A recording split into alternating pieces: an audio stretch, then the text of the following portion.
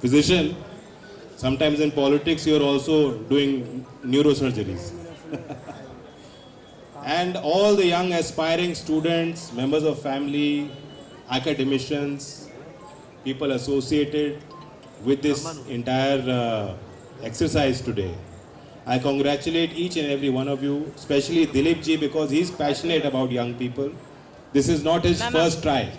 I think this is 10th time that he has done a skill mela here.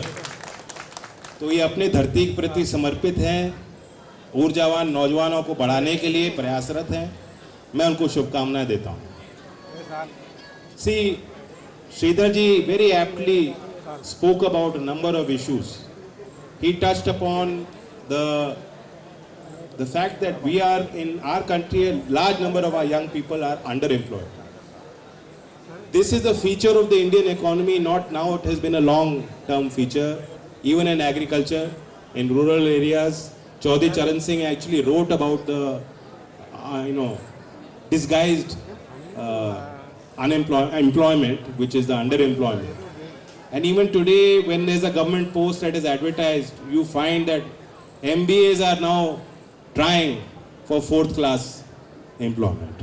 It's a sign that there is a stress in the economy.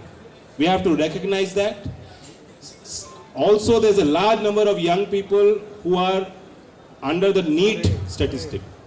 NEET means not in education, employment, or any formal training. That figure must be reduced in a concerted manner, in a strategic manner, with an important thrust being given to skills. Today, our government in the center is well apprised of this, and this has become a focus area.